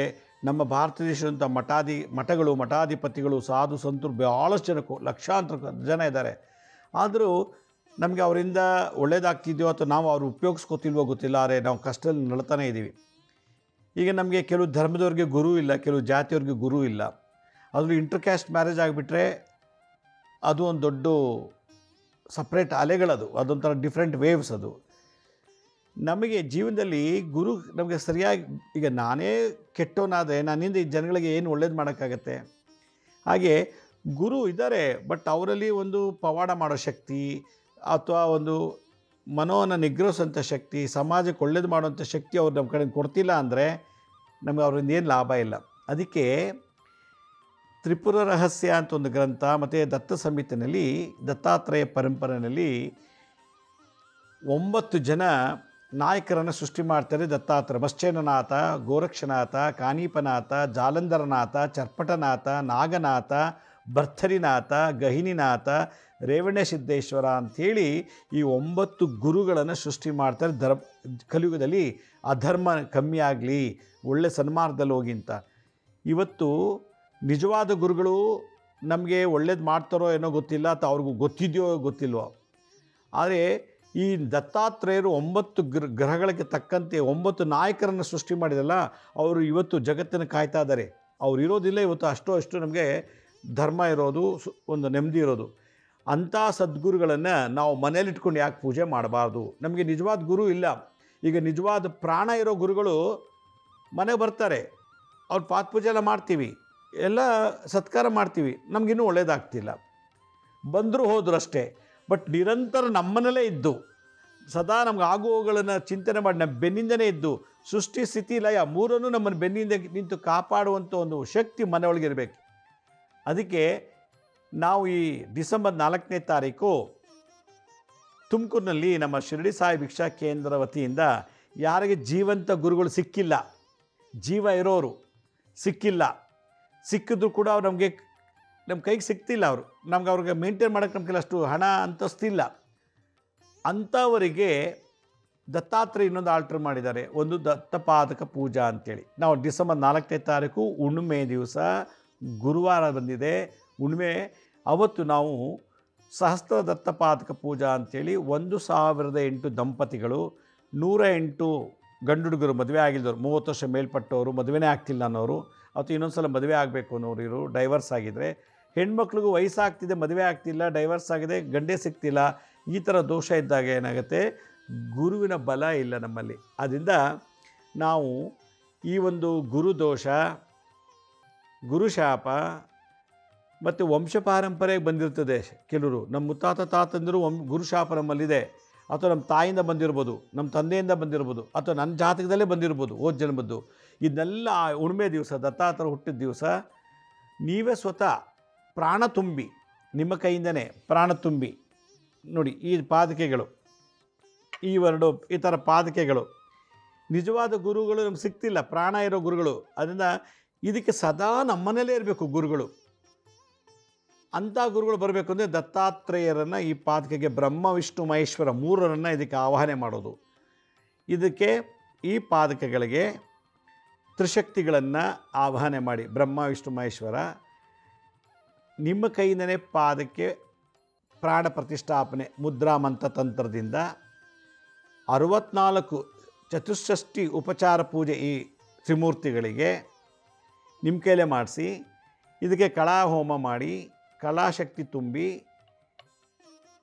ಮನೆಯಲ್ಲಿ ಭಾಳಷ್ಟು ಅಪಮೃತ್ಯು ದೋಷಗಳಿರುತ್ತೆ, ನೇಣು ಹಾಕ್ಕೊಳ್ಳೋದು, ವಿಷ ಕುಡಿಯೋದು, ಮನೆ ಬಿಟ್ಟು ಹೊಟ್ಟೋಗೋದು, ಈ ಥರ ಮೃತ್ಯುಕಂಟಕಗಳ ದೋಷಗಳು ಏನಾದ್ರು ಇತ್ತು ಅಂತಂದರೆ ಅದನ್ನು ಲಯ ಮಾಡಲಿಕ್ಕೆ ಮೃತ್ಯುಂಜಯ ಹೋಮ ಮಾಡಿ ಇದಕ್ಕೆ ಆ ಶಕ್ತಿ ತುಂಬೋದು. ಅವತ್ತು ಮಾಟ ಮಂತ್ರ ತಂತ್ರ ದುಷ್ಟಶಕ್ತಿಗೆ ಬಾಧೆಗಳು ಬೇಕಾದಷ್ಟಿವೆ, ಅದನ್ನೆಲ್ಲ ಲಯ ಮಾಡಲಿಕ್ಕೆ ಶಿವ ಬೇಕು. ಲಕ್ಷ್ಮೀ ನರಸಿಂಹರ ಹೋಮ ಮಾಡಿ ಇದಕ್ಕೆ ಶಕ್ತಿ ತುಂಬೋದು. ಶತ್ರುಗಳು ಜಾಸ್ತಿ ಆಗ್ತಿದ್ದಾರೆ ವ್ಯಾಪಾರದಲ್ಲಿ, ಉದ್ಯೋಗದಲ್ಲಿ, ಎಲ್ಲದರಲ್ಲೂ ಅವರನ್ನು ನಾಶ ಮಾಡಲಿಕ್ಕೆ ಈ ಒಂದು ಸುದರ್ಶನ ಹೋಮ ಮಾಡೋದು. ನಮ್ಮ ತಾತ ಮುತ್ತಾತನಿಂದ ಬಂದಂಥ ಶಾಪಗಳು, ಗುರುಶಾಪ, ನಮ್ಮ ಅಮ್ಮನಿಂದ ಬಂದಿರೋ ಗುರುಶಾಪ, ನಮ್ಮ ಅಪ್ಪನಿಂದ ಬಂದಿರೋ ಗುರುಶಾಪ, ನನ್ನ ಸ್ವಯಂ ಕರ್ಮದಿಂದ ಬಂದಿರೋ ಎಲ್ಲ ಗುರುಶಾಪಗಳನ್ನು ದತ್ತಾತ್ರೇಯ ಮಂತ್ರ ಮೂಲಕ ಹೋಮ ಮಾಡಿ ಇದಕ್ಕೆ ಶಕ್ತಿ ತುಂಬಿ ಇದನ್ನು ನಿಮಗೆ ಕೊಡ್ತೀವಿ 4ನೇ ತಾರೀಕು. ಇದನ್ನು ಏನು ಮಾಡಬೇಕು, ನಿಮ್ಮ ಮನೆಯಲ್ಲಿ ದೇವರಿಡೋ ಜಾಗದಲ್ಲಿ ಇಡಬೇಕು. ಎಲ್ಲ ದೇವರು ಇಡ್ತೀರ, ಅದ್ರ ಜೊತೆಲಿ ಇದು ಇಟ್ಬಿಡಿ. ನಿಮ್ಮ ಮನೇಲಿ ಒಬ್ಬರು ಗುರು ಬೇಕು, ಜೀವಂತವಾಗಿರೋ ಒಬ್ಬ ಗುರು ಬೇಕು ಅಂದರೆ ಈ ಪ್ರಾಣ ಪ್ರತಿಷ್ಠಾಪನೆ ಮಾಡೋ ಗುರುನ ಅಲ್ಲಿ ಇಡಬೇಕು. ಇಟ್ಟು ದಿನ ಇದಕ್ಕೆ ದೊಡ್ಡ ಉಪಚಾರ ಬೇಕಾಗಿಲ್ಲ. ಭಕ್ತಿಯಿಂದ ಒಂದು ದಳ ತುಳಸಿ ಅಥವಾ ಒಂದು ಹೂವು ಇಟ್ಬಿಟ್ಟು ಧೂಪ ನೀವು ಹೇಗೆ ಬೇರೆ ದೇವ್ರು ಮಾಡ್ತೀರೋ ಹಂಗೆ ಇದಕ್ಕೂ ಮಾಡಿಬಿಟ್ರೆ ಆಯಿತು. ಇದಕ್ಕೆ ಮಾಡ್ತಾ ಬಂದರೆ ಜೀವಂತ ವ್ಯಕ್ತಿ ನಿಮ್ಮಲ್ಲಿ ಕೂತು ಮಗನಲ್ಲಿರೋ ತೊಂದರೆ, ಹೆಂಡ್ತಿಲಿರೋ ತೊಂದರೆ, ಗಂಡನಲ್ಲಿರೋ ತೊಂದರೆ, ಏನೇನು ತೊಂದರೆ ನಿಮ್ಮ ಕುಟುಂಬದಲ್ಲಿದೆಯೋ ಅದನ್ನೆಲ್ಲ ಅಬ್ಸರ್ವ್ ಮಾಡಿ ಕಾಲಕ್ಕೆ ನಿಮ್ಮನ್ನು ಪಾಲನೆ ಮಾಡಿ ಸನ್ಮಾರ್ಗದಲ್ಲಿ ತೊಗೊಂಡು ಹೋಗ್ತಾರೆ. ನಿಜವಾದ ಗುರು ಸಿಕ್ಕಿಲ್ಲ, ಅದೇ ಪಾದಕಲ್ಲಿ ಜೀವ ಇರೋ ಪಾದಕ ನಿಮ್ಮ ಮನೆಯಲ್ಲಿ ಕೂತು ಕೆಲಸ ಮಾಡುತ್ತೆ. ಇದನ್ನು ಹೇಗೆ ಮಾಡ್ಬೋದು? ನೀವು ಮಾಂಸ ತಿಂತೀರಾ, ತಿಂದ್ಬಿಟ್ಟು ಪೂಜೆ ಮಾಡಿ. ಮಾಂಸ ಒಂದು ದೇಹಕ್ಕೆ ಆಹಾರ, ಆತ್ಮಕ್ಕಲ್ಲ. ಆತ್ಮಕ್ಕೆ ಬೇಕಾದ್ರೂ ಭಕ್ತಿ ಪ್ರೀತಿ. ನೀವು ಯಾವುದೇ ಜಾತಿಯವರಾಗಿರಲಿ, ಎಲ್ರಿಗೂ ಗುರು ಬೇಕು. ಗುರುಗೆ ದೇಹ ಪೂಜೆ ಇಲ್ಲ, ಪಾದ ಪೂಜೆ. ಗುರುಗೆ ದೇಹ ಪೂಜೆ ಇಲ್ಲ, ದೇವತೆಗಳಿಗೆ ಮಾತ್ರ ದೇಹ ಪೂಜೆ. ಗುರುಗಳಿಗೆ ಸೂತಕ ಇಲ್ಲ, ಗುರುಗಳಿಗೆ ಮೈಲಿಗೆ ಇಲ್ಲ. ಯಾಕೆಂದರೆ ಗುರು ಬ್ರಹ್ಮ, ಗುರು ವಿಷ್ಣು, ಗುರುದೇವೋ ಮಹೇಶ್ವರ. ಸಾಕ್ಷಾತ್ ಪರಬ್ರಹ್ಮ ಆಗಿರೋದ್ರಿಂದ ಅವನಿಗೆ ಸೂತಕ ಮೇಲ್ಗೆ ಯಾವುದೂ ಇಲ್ಲ. ಹೀಗಾಗಿ ಮಾಂಸ ತಿನ್ನೋರು ಯಾವುದೇ ಇದಾಗಿರಲಿ ಇದಕ್ಕೆ ದೊಡ್ಡದಾಗಿ ಏನು ಪೂಜೆ ಮಾಡಬೇಕು. ಭಕ್ತಿಯಿಂದ ನಿಮ್ಮಲ್ಲಿ ಒಬ್ಬರು ಗುರು ಇದ್ದಾರೆ, ನಿಮ್ಮನ್ನು ಕಾಪಾಡಲಿಕ್ಕೆ ಮನೆ ಒಬ್ಬ ಯಜಮಾನ ಇದ್ದಾನೆ, ಅವನಿಗೆ ನಾವು ಪೂಜೆ ಮಾಡ್ತಾಯಿದ್ದೀವಿ ಶ್ರದ್ಧೆಯಿಂದ ಅಂಥೇಳಿ. ಇದನ್ನೆಲ್ಲ ನೀವು ಮನೆಯಲ್ಲಿಗೆ fridge, washing machine, T V, mobile ಹೇಗಿರುತ್ತೋ ಹಾಗೆ ಇದೊಂದು ವಸ್ತುನು ನಿಮ್ಮ ಮನೆಯಲ್ಲಿ ಏನೇನಿದೆಯೋ, ಏನೇನು ಆಗ್ತಿದೆಯೋ, ಮುಂದೆ ಏನಾಗುತ್ತೋ, ಹಿಂದೆ ಏನಾಗಿದೆಯೋ ಅದನ್ನೆಲ್ಲ ಗ್ರಹಿಸೋ ಶಕ್ತಿ ಈ ದತ್ತಾತ್ರೇಯ ಪಾದಕೆಗಳಿಗಿರ್ತದೆ. ಇದು ದತ್ತ ಪಾದಕೆ ಅಂಥೇಳಿ ನಾವು ಕೊಡ್ತಾಯಿದ್ದೀವಿ. ಆದ್ದರಿಂದ ಇದನ್ನು ನೀವೆಲ್ಲರೂ ಇಟ್ಕೊಂಡ್ರೆ ಈ ಕಲಿಯುಗದಲ್ಲಿ ಯಾವುದೇ ಕೆಟ್ಟದಿಂದ ಸಂಪಾದನೆ ಮಾಡಿದ್ದು, ಕೆಟ್ಟ ಜನಗಳು ನಮ್ಗೆ ತೊಂದರೆ ಕೊಟ್ಟಿದ್ದು, ಕೆಟ್ಟ ಭಾವನೆ ಬದುಕಿದ್ದು ಕೂಡ ಅದನ್ನೆಲ್ಲ ಲಯ ಮಾಡಿ ನಿಮ್ಮನ್ನು ಸನ್ಮಾರ್ಗದಲ್ಲಿ ಸದಾ ತೊಗೊಂಡೋಗುವಂಥ ವ್ಯಕ್ತಿ ಈ ಸದ್ಗುರು ದತ್ತಾತ್ರೇಯ ಜಗದ್ಗುರು. ಇದಕ್ಕೆ ನೀವು ಭಾಗವಹಿಸಿ ಅಂತ ಹೇಳ್ತಾ ಇದ್ದೀನಿ. ನಾನು ಹೇಳ್ತಾ ಇದ್ದೆ ಪಾದಕೆಗಳಿಗೆ ನೀವು ಎಷ್ಟು ಶಕ್ತಿ ಬರ್ತದೆ ಅಂತ ಹೇಳಿ. ಏಕೆಂದರೆ ಈ ಪಾದಕೆಗಳಿಗೆ ಏನು ವಿಶೇಷ ಶಕ್ತಿ ಇದೆ. ನೀವು ಮನೇಲಿ ಪೂಜೆ ಮಾಡಿದ್ರೆ, ಈಗ ಒಂದು ವಾರ ನೀವು ಮನೇಲಿ ಇರಲ್ಲ, ಬೀಗ ಹಾಕ್ಕೊಂಡು ಎಲ್ಲೋ ಹೋಗಿರ್ತೀರಿ, ಟೂರೋ ಅಥವಾ ಯಾತ್ರೆಗೋ ಏನೋ ಹೋಗ್ಬಿಟ್ಟಿರ್ತೀರ, ಒಂದು ವಾರ ಒಂದು ತಿಂಗಳು ನೀವು ಮನೇಲಿ ಇರಲ್ಲ. ಅವಾಗೇನು ಮಾಡಬೇಕು? ಈ ಪಾದಕೆಗೆ ನೀವು ಪೂಜೆ ಮಾಡ್ತಿರ್ತಿರಲ್ಲ, ಇದು ಮನೇಲಿ CCTV ಇದ್ದಾಗೆ. ಒಂದು ವಾರ 10 ದಿವಸ ತಿಂಗಳು ಪೂಜೆ ಮಾಡಲಿಲ್ಲ ಅಂದರೂ ಈ ಪಾದಕೆ ನಿಮ್ಮ ಮನೆಯನ್ನೆಲ್ಲ ಕಾಪಾಡ್ತಿರ್ತದೆ, ನಿಮ್ಮ ರಕ್ಷಣೆ ಮಾಡ್ತಿರ್ತದೆ. ನೀವೆಲ್ಲೋಗಿದ್ರಿ, ಏನು ಮಾಡ್ತಿದ್ರು ಕೂಡ ಇದು ನಿಮಗೆ ಸಪೋರ್ಟ್ ಮಾಡ್ತಿದೆ, ಪಾಲನೆ ಮಾಡ್ತಿರ್ತದೆ. ಪಾಲನೆ ಮಾಡೋ ಶಕ್ತಿ ಅದು ವಿಷ್ಣು. ನೀವು ಏನೇನೋ ಪ್ಲ್ಯಾನ್ ಮಾಡಿ ಮದುವೆ ಅಂತೆ, ಮುಂಜಿ ಅಂತೆ, ದೇವಸ್ಥಾನ ಯಾತ್ರೆ ಅಂತೆ, ವ್ಯಾಪಾರಕ್ಕೆ ಬಿಸ್ನೆಸ್ ಮೇಲೆ ಟ್ರಿಪ್ ಹೋಗ್ತೀರಾ, ಇದೆಲ್ಲ ಸೃಷ್ಟಿ ಬ್ರಹ್ಮ. ಹೋದಾಗ ನಿಮ್ಗೆ ಅಲ್ಲೆಲ್ಲ ಏನೇನು ಬೇಕು, ಊಟ ತಿಂಡಿ ಬೇಕು, ಇರೋಕ್ಕೆ ಯಾವುದೇ ರೀತಿ ತೊಂದರೆ ಇಲ್ಲದೇ, ಆಕ್ಸಿಡೆಂಟ್ ಆಗ್ದೇ ಸುಖವಾಗಿ ಮನೆಗೆ ಬರಬೇಕು ಅಂದರೆ ವಿಷ್ಣು. ನೀವು ಹೋಗುವಾಗ ನೀವು ಮಾಡೋ ಕೆಲಸ ಏನಾದ್ರು ಶತ್ರು ಬಾಧೆ ಅಥವಾ ಮಾಟ ಮಂತ್ರ ಅಥವಾ ಇನ್ನೇನಾದ್ರು ತೊಂದರೆಗಳು, ಆಕ್ಸಿಡೆಂಟ್ ಆಗ್ತಿದ್ದು ಹೋಗುವಾಗ, ಅಥವಾ ಇನ್ಯಾರೋ ಬಂದು ಕೆಲಸಕ್ಕೆ ತೊಂದರೆ ಮಾಡ್ತಾರೆ ಅಂದರೆ ಲಯಕಾರಕನಾದ ಶಿವ. ಈ ಮೂರೂ ಈ ಶಕ್ತಿಲಿರೋದ್ರಿಂದ ನಿಮಗೆ ಮನೆಯೊಳಗೆ ಒಂದು ವಾರ 15 ದಿವಸ 20 ದಿವಸ ಒಂದು ತಿಂಗಳು ಪೂಜೆ ಮಾಡಲಿಲ್ಲ ಅಂದರೆ ನಿಮ್ಗೆ ಕಾಪಾಡ್ತಿರ್ತದೆ. ಅಷ್ಟು ವಿಶೇಷ ಈ ದತ್ತಪಾದಕೆ. ಅದರಿಂದ ನೀವು ಯಾರು ಗೋಕರ್ಣಕ್ಕೆ ಹೋಗಿ ಭೀಮಾಶಂಕರ ನೋಡೋಕ್ಕಾಗಿಲ್ಲ, ಗಾಣಗಾಪುರಕ್ಕೆ ಹೋಗಿ ನರಸಿಂಹ ಸರಸ್ವತಿಗಳು, ಕುರುವಪುರ ಅಂತ ರಾಯಚೂರು ಹತ್ರ, ಆ 3 ದತ್ತಪೀಠ ಕರ್ನಾಟಕದಲ್ಲಿದೆ. ಆ ಕರ್ನಾಟಕದಲ್ಲಿ ಇರೋ ದತ್ತ ಎನರ್ಜಿ ಈ 3 ಪಾದಕೆಗೆ ಬರ್ತದೆ. ನಂತರ ಈ ತಿರುವಣ್ಣಾಮಲೈ ಸುಚೀಂದ್ರಂ ಅಂತ ತಮಿಳುನಾಡು ದತ್ತಪೀಠ, ದತ್ತಕ್ಷೇತ್ರ, ಅಲ್ಲಿ ಮಚ್ಚನನಾಥರು, ಗೋರಕ್ಷನಾಥರು ವಾಸ ಮಾಡ್ತಾರೆ. ಅದ್ರ ಫಲ ಇದರಲ್ಲಿ ಬರ್ತದೆ. ಅಂದರೆ ಗಾಣಗಾಪುರ, ಕುರುವಪುರ, ಗೋಕರ್ಣ, ತಿರುವಣ್ಣಾಮಲೈ ಮತ್ತು ಸುಚೀಂದ್ರಂಗೆ ಹೋಗೋಕ್ಕಾಗಿಲ್ಲ ಅಂದರೆ ದಿನನಿತ್ಯ ಪಾದಕೆ ನಿಮ್ಮ ಮನೇಲಿಟ್ಟು ಪೂಜೆ ಮಾಡ್ಬೋದು. ಆಮೇಲೆ ಗರುಡೇಶ್ವರ ಮತ್ತು ಗಿರಿನಾರ್ ಅಂತ ಗುಜರಾತಲ್ಲಿ ದತ್ತಪೀಠ ಇದೆ. ಈ ಪಾದಕೆ ಪೂಜೆ ಮಾಡೋದು ನೀವು ಅಲ್ಲಿಗೆ ಹೋಗಿ ಪೂಜೆ ಮಾಡಿದಷ್ಟು ಪುಣ್ಯ ಬರ್ತದೆ. ಯಾಕೆಂದರೆ ನವನಾಥ ನಾಯಕರು ದತ್ತಾತ್ರೇಯನೇ ಇದರಲ್ಲಿ ಇಟ್ಟಿದ್ದೀವಿ.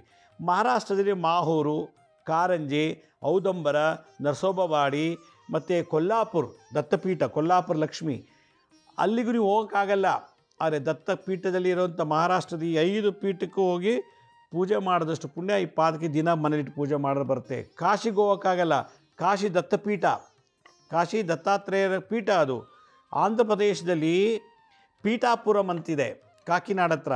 ಶ್ರೀಶೈಲಂ, ಇವೆರಡು ದತ್ತಾತ್ರೇಯರ ಪೀಠ, ವಾಸ ಮಾಡೋ ಸ್ಥಳ.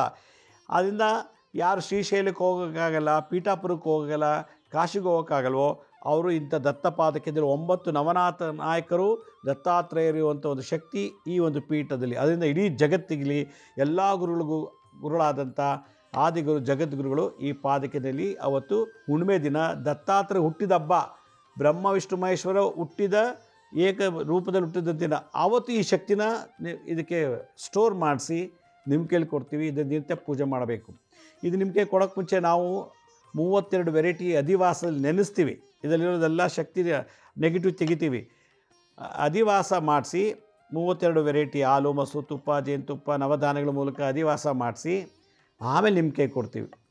ಅದರಿಂದ ಇದಕ್ಕೆ ಬೇಗ ರಿಜಿಸ್ಟರ್ ಮಾಡ್ಕೊಳ್ಳಿ.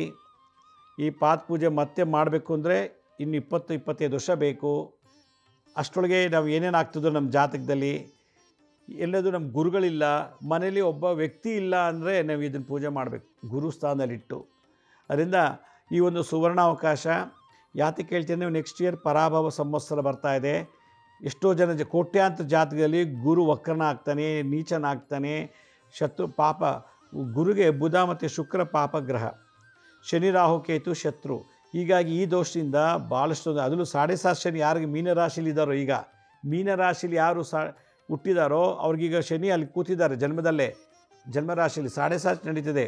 ಗುರುವಿನ ಮನೆಯಲ್ಲಿ ಶನಿ ಕೂತಿದ್ದಾನೆ. ಅದರಿಂದ ಗುರುಪಾದಕ ಪೂಜೆ ಮಾಡಿದ್ದೆ ಆದರೆ ಭಾಳ ವಿಶೇಷ. 7.5 ಶನಿ ನಡೆಯುವಾಗ ಮಕ್ಕಳಾಗಬಾರ್ದು, ಮದುವೆ ಆಗಬಾರ್ದು. ಏಕೆಂದರೆ 7 ವರ್ಷ ಶನಿ ಜಾತಕದಲ್ಲಿದ್ದಾಗ ಭಾಳ ತೊಂದರೆ ಆಗ್ತದೆ. ಅದನ್ನೆಲ್ಲ ನಿವಾರಣೆ ಮಾಡೋಕ್ಕೆ ಗುರು ಪಾಲನೆ ಮಾಡಬೇಕು. ನಮ್ಮ ಜೊತೆ ಕೂತ್ಕೊಂಡು ಶನಿ ಕಾಟನ ಪಾಲನೆ ಮಾಡ್ತಾನೆ. ಶನಿಗೆ ಶಾಂತಿ ಹೇಳ್ತಾರೆ ಗುರು. ಅದರಿಂದ ಗುರು ಇಲ್ದಿರೋ ಮನೆ, ಗುರು ಇಲ್ದಿರೋಂಥ ಬದುಕೇ ಅಲ್ಲ ಅಂತ ಶಾಸ್ತ್ರ ಹೇಳ್ತದೆ. ಅದರಿಂದ ಎಲ್ರಿಗೂ ಮನೆಗೆ ಗುರು ಬರಲ್ಲ, ಎಲ್ಲರ ಮನೆಗೂ ಗುರು ಬಂದು ಹೋಗಿ ಕೂತು ನೀವು ಕಷ್ಟ ಸುಖ ಕೇಳಲ್ಲ. ಅದ್ರ ಬದಲು ಗುರುಪಾದಕ್ಕೆ ಪೂಜೆ ಮಾಡಿ ಇದು ಮುಂದೆ ಕೂತ್ಕೊಂಡು ಕಷ್ಟ ಸುಖಗಳನ್ನು ಕೇಳ್ಕೊಳ್ಳಿ, ಹೇಳ್ಕೊಳ್ಳಿ. ನಿಮಗೆ ಭಾಳಷ್ಟು ಪವಾಡ ಆಗ್ತದೆ. 2012ರಲ್ಲಿ 2014 ನಾನು ಈ ಕಾರ್ಯಕ್ರಮ ಮಾಡಿದ್ವಿ. ಸೇಮ್ ಇದೇ ಥರ ಭಾಳ ಜನಕ್ಕೆ IAS ಆಯಿತು, IPS ಆಯಿತು, MLAಗಳು MP ಗಳಾದರು. ಭಾಳಷ್ಟು ಜನ ನಿರ್ಗತಿಕರಿಗೆ ಇವತ್ತು ಕೋಟ್ಯಾಂತರ ರೂಪಾಯಿ ಆಸ್ತಿವಂತಾದರೂ ಗುರುಬಲದಿಂದ. ಅಷ್ಟು ಪವರ್ಫುಲ್ಲು. ನಿಮ್ಮ ಮನೆ ದೇವ್ರ ಕೈ ಬಿಡ್ಬೋದು, ನಿಮ್ಮ ಮನೆ ಹೆಣ್ಣು ದೇವ್ರು ಗಂಡು ದೇವ್ರು ಬಿಡ್ಬೋದು, ಯಾವುದೇ ನೀವು ಯಾವ್ಯಾವ ಯಾತ್ರೆ ಮಾಡ್ತಾ ಕೈ ಬಿಡ್ಬೋದು. ಆದರೆ ಗುರು ಯಾವತ್ತೂ ಕೈ ಬಿಡಲ್ಲ, ಯಾಕೆಂದರೆ ಅವ್ನಿಗೆ ಶರಣಾದ್ರೆ ಮಾತ್ರ. ಅದರಿಂದ ಈ ಗುರುಪಾದಕ ಪೂಜಾ ನೀವು ಭಾಳ ಶ್ರೇಷ್ಠ. ಮತ್ತೊಮ್ಮೆ ಹೇಳ್ತೀನಿ, ಎಲ್ಲ ಧರ್ಮದವರು ಮಾಡ್ಬೋದು, ಎಲ್ಲ ಜಾತಿಯವರು ಮಾಡ್ಬೋದು. ಯಾರಿಗೆ ಗುರು ಇಲ್ಲ ನಮಗೆ ಅಂದಾಗ ಇದೇ ಗುರು ಅಂತ ಸ್ವೀಕರಿಸಬೇಕು. ಮತ್ತು ಸೂತಕ ಇರಲಿ, ಪುರುಡು ಇರಲಿ, ಗುರುಗೆ ಸೂತಕ ಮೇಲಿಗೆ ಏನಿಲ್ಲ, ದೇವರಿಗಿದೆ ಮಡಿ ಮೇಲಿಗೆ ಅಂತೇಳಿ. ಮೂರನೇದು, ನೀವು ವಾರಗಟ್ಟಲೆ ತಿಂಗಟ್ಟಲೆ ನೀವು ಪೂಜೆ ಮಾಡಲಿಲ್ಲ ಅಂದರೂ ಇದು ವಾಯುಮುಖೇನ ಪ್ರತಿಷ್ಠಾಪನೆ ಮತ್ತು ಹಲವಾರು ರೀತಿ ಪ್ರತಿಷ್ಠಾಪನೆ ಮಾಡ್ತೀವಿ. ಅದರಿಂದ ನಿಮಗೆ ಮನೆಯಲ್ಲಿ ಇದನ್ನು ಕೇರ್ ತಗೊಳುತ್ತೆ ತನಗೆ ತಾನೆ. ಅದರಿಂದ ಈ ಒಂದು ಪಾದಪೂಜೆ ಭಾಗವಹಿಸಿ. ಇದ್ರಲ್ಲಿ ಕೊಡೋ ಒಂದು ಭಿಕ್ಷೆ ಇದೆಯಲ್ಲ, ಆ ಒಂದು ಕಾಣಿಕೆ, ಅದನ್ನು ನಾವು ಬೆಂಗಳೂರು ಮಲ್ಲೇಶ್ವರ ಪಾಂಡುರಂಗ ದೇವಸ್ಥಾನ ಕಟ್ತಾಯಿದ್ದೀವಿ. ಅನಾಥ ಮಕ್ಕಳಿಗೆ ಉಚಿತ ಅನಾಥಾಶ್ರಮ, ಉಚಿತ ವೃದ್ಧಾಶ್ರಮ, ಉಚಿತ ಗುರುಕುಲ ಮಾಡ್ತಾಯಿದ್ದೀವಿ. ಅದಕ್ಕೆ ಸದುಪಯೋಗ ಪಡಿಸ್ಕೋತೀವಿ. ಯಾರು ಇದನ್ನು ಇಂಟ್ರೆಸ್ಟ್ ಇದೆಯೋ ಪಾರ್ಟಿಸಿಪೇಟ್ ಮಾಡಬೇಕು, ಭಾಗವಹಿಸಬೇಕು ಅನ್ನೋದು ಸ್ಕ್ರೀನ್ ಮೇಲೆ ತೋರಿಸ್ತಾರೆ. ಸ್ಕ್ರೀನ್ ಮೇಲೆ ಲಿಂಕ್ ಅದ, ಕೂಡಲೇ ಕ್ಲಿಕ್ ಮಾಡಿ ಬೇಗ ನೀವು ಎಷ್ಟು ಬೇಗ ರಿಜಿಸ್ಟರ್ ಮಾಡ್ತೀರೋ ನಿಮಗೆ ಮುಂದೆ ಕೂತ್ಕೊಳ್ಳೋಕೆ ಅವಕಾಶ ಸಿಗುತ್ತೆ. ಇದಲ್ದೇ ನಿಮಗೆ ಭಾಳಷ್ಟು ಬೆನಿಫಿಟ್ಸ್ ಇದೆ. ಅದರಲ್ಲೇ ನಿಮಗೆಲ್ಲ ಓದೋರು ಗೊತ್ತಾಗುತ್ತೆ. ಸೀಟ್ ಖಾಲಿ ಆಗ್ತಿದೆ, ಬೇಗ ಬುಕ್ ಮಾಡ್ಕೊಳ್ಳಿ. ಯಾಕೆಂದರೆ 1008 ದಂಪತಿಗಳು, 108 ಬ್ರಹ್ಮಚಾರಿ, 108 ಬ್ರಹ್ಮಚಾರಿ. ಅದ್ರ ಮೇಲೆ ಹೆಚ್ಚಿಗೆ ಬಂದರೆ ನಾವು, ಯಾಕೆ ನೀವು ಬರಿಕೆಯಲ್ಲಿ ಬರಬೇಕು, ಪ್ರತಿಯೊಂದು ನಾವೇ ಕೊಡ್ತೀವಿ, ನೀವೇನೂ ತರೋಂಗಿಲ್ಲ. ಶ್ರದ್ಧೆಯಿಂದ ಬಂದು ಈ ಕಾರ್ಯಕ್ರಮ ಭಾಗವಹಿಸಿ ಅಂತ ಹೇಳ್ತಾ, ನಮ್ಮ ಹಳೆ ಸಂಚಿಕೆಗಳು ಯಾರು ನೋಡೋಕ್ಕಾಗಿಲ್ಲೋ ನಮ್ಮ ಶಿರ್ಡಿ ಸಾಯಿ ಭಿಕ್ಷಾ ಕೇಂದ್ರ ಮತ್ತು ಹೆಲ್ತ್ ಸೈನ್ಸ್ ಅಂತ 2 ಯೂಟ್ಯೂಬ್ ಚಾನಲ್ ಇದೆ. ಇದ್ರ ಜೊತೆ SSVK ಜ್ಞಾನೋದಯ ಅಂತ ಒಂದು ಮ್ಯೂಸಿಕ್ ಚಾನಲ್ ಇದೆ. 3ಕ್ಕೆ ಸಬ್ಸ್ಕ್ರೈಬ್ ಮಾಡ್ಕೊಳ್ಳಿ. ಪಕ್ಕದ ಬೆಲ್ ಬಟನ್ ಪ್ರೆಸ್ ಮಾಡಿ, ನೋಡೋದ್ಮೇಲೆ ಲೈಕನ್ನು ಬಟನ್ ಪ್ರೆಸ್ ಮಾಡಿ. ಆಮೇಲೆ ಆ ಲಿಂಕನ್ನು ನಿಮ್ಮ ಬಂಧು ಮಿತ್ರರಿಗೆ ವಾಟ್ಸಪ್ ಮುಖಾಂತರ, ಇಮೇಲ್ ಮುಖಾಂತರ ಶೇರ್ ಮಾಡಿ. ಗುರುಜಿ ಲಕ್ಷ್ಮೀ ಶ್ರೀನಿವಾಸ್ ಅಂತೇಳಿ ಫೇಸ್ಬುಕ್ಕು, ಇನ್ಸ್ಟಾಗ್ರಾಮು, ಟ್ವಿಟ್ಟರು, ಲಿಂಕ್ಡ್ಇನ್ನಲ್ಲಿ ಕೂಡ ನಾವು time to time information upload ಮಾಡ್ತಿರ್ತೀವಿ. ಅಪಾಯಿಂಟ್ಮೆಂಟ್ಸ್ ಏನಾದ್ರು ಬೇಕಿತ್ತು ಅಂದರೆ, ಏಕೆಂದರೆ ಭಾಳಷ್ಟು ಎಪಿಸೋಡ್ಸ್ ಮಾಡಿಸು, ನಾನು 4000 ಚಿಲ್ಲರೆ ಎಪಿಸೋಡ್ಸ್ ಇದೆ ಈಗಾಗಲೇ. ಅದರಲ್ಲಿ ನೋಡಿ ನೀವು ಪರಿಹಾರ ಆಗಲಿಲ್ಲ ಅಂದರೆ ಅಪಾಯಿಂಟ್ಮೆಂಟ್ ಬುಕ್ ಮಾಡ್ಕೊಳ್ಳಿ. LakshmiSrinivas.in ಅಂತ ನೀವೇ ಬುಕ್ ಮಾಡಿ, ಯಾವ ಡೇಟಿಗೆ ಯಾವ ಟೈಮ್ಗೆ ಬುಕ್ ಮಾಡಿ ಭೇಟಿ ಮಾಡ್ಬೋದು ಅಂತ ಹೇಳ್ತಾ, ನಾಳೆ ಬೆಳಗ್ಗೆ 8:00 ಒಂದು ವಿಶೇಷವಾದಂಥ ಮಾಹಿತಿಯನ್ನು ತಮ್ಮನ್ನು ಭೇಟಿ ಮಾಡ್ತೀನಿ. ಅಲ್ಲಿವರೆಗೂ ನನ್ನ ನಮಸ್ಕಾರ. ಸಾಯಿರಾಮ್.